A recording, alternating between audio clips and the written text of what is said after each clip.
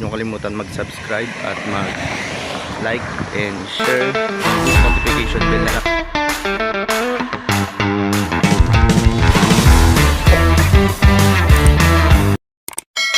Ang tanong nga dyan guys meron ka bang katrabaho mo sa isang kumpanya na ganito ang attitude? At kung bakit nga ba sila umaalis sa trabaho, kundi dahil sa mismong katrabaho nila, hindi sa isang kumpanya. So pag-uusapan natin ngayon dito yan. Hindi So totoo yan yan. guys, ano nga ba yung, Bola lang yan. yung mga merong pag-uugali ang mga isang katrabaho natin pagdating sa trabaho na hindi maiiwasan, no? Kasi sa totoo niyan, kahit saan ka magpuntang trabaho, hindi mawawala yan. Hindi nga natin alam kung bakit merong ganun o baka kasi nga takot sila mawala ng trabaho.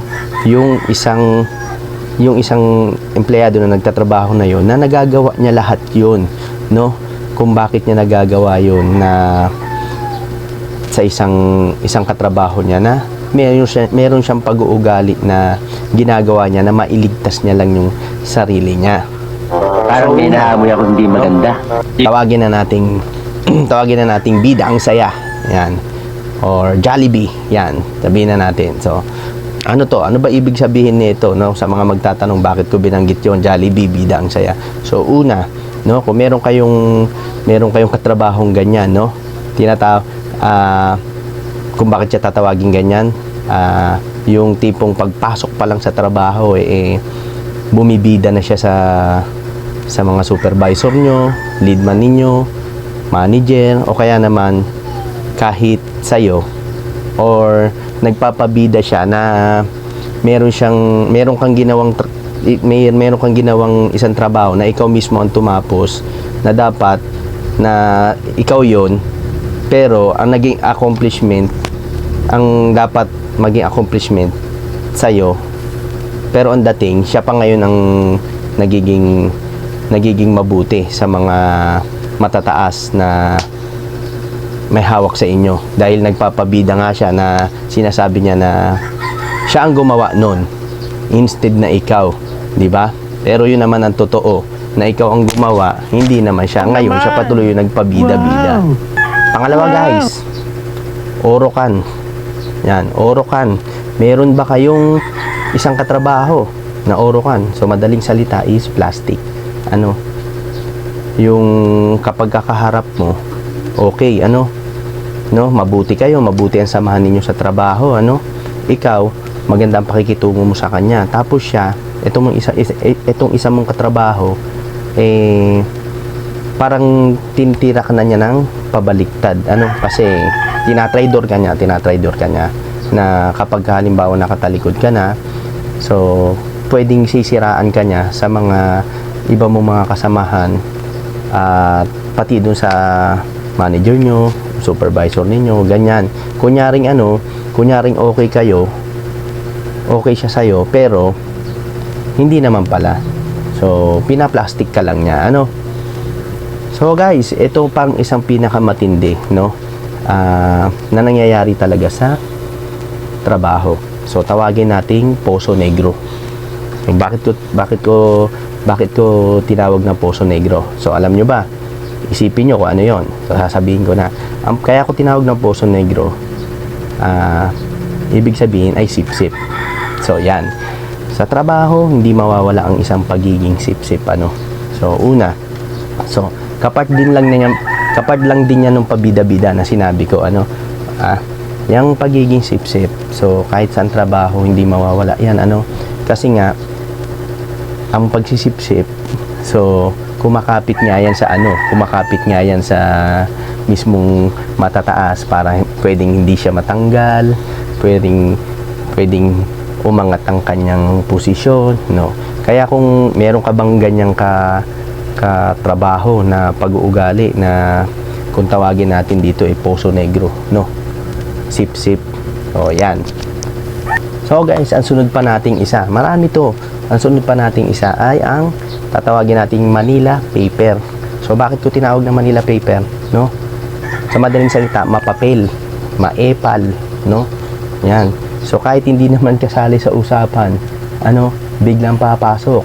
Meron ka bang katrabahong ganyan, no? Papasok sa usapan, tapos makikipapel siya, no? And then pagkatapos niyan andun na rin yung pwede rin siya maging bida, no? Magkakarugtong lang naman. Eto pa ang isang pinaka magaling na empleyado na pwedeng gawin. Ano? Kung meron kang ganitong katrabaho guys sa company ninyo, no, ang tatawagin natin is downy. So bakit downy? So magaling magpabango. Yan. So hindi man sila magaling magpabango sa kapwa nila katrabaho, no?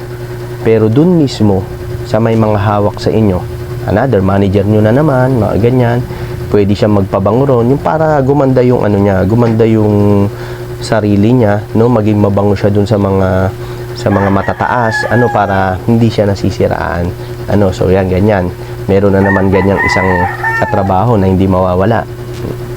At guys, ito pa, ito hindi mawawala to, CCTV. Yan, tawagin natin CCTV, ano. Sa madaling salita, pinapaiksiin natin mata, no. Yan, ayan. So papasok siya, pagpasok na pa lang, tinitignan niya na kung sino yung mga gusto niyang tignan, ano.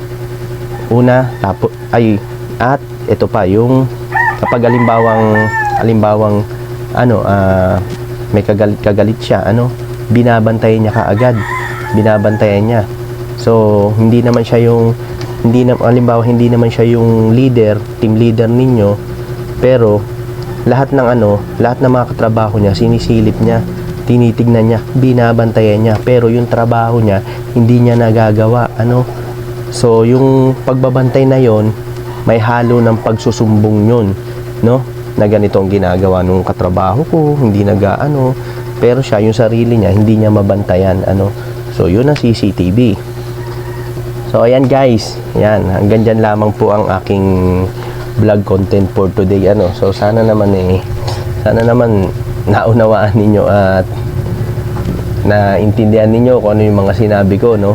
So patungkol sa mga katrabaho nating hindi magandang asal, ano. No, yan yun. Kaya kung meron kang katrabaho na ganyan na may pag-uugali lahat sa mga sinabi ko, kung sino ka man, dapat hindi ka nababagay sa isang kumpanya, hindi ka marunong makisama. So yung mga ganyang bagay guys, mga ganyang aspeto ng tao na isang empleyado na hindi marunong makisama sa kanyang kasama, ano. So pang sarili lang yung iniisip, no. So wala yan, tinatawag na toxic yan, ano, sa isang company, sa isang samahan, ano. Kaya yun. So maraming salamat sa inyong lahat guys, at sa mga nakinig sa aking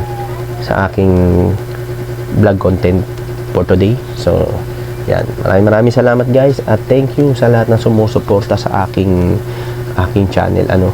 So sana nagustuhan mo tong aking vlog ngayon, araw na ito, at paki-ano mo na rin guys, paki-like and share na lang ang aking vlog video for today. So thank you so much guys, maraming salamat. Ito, nagkakape muna ako.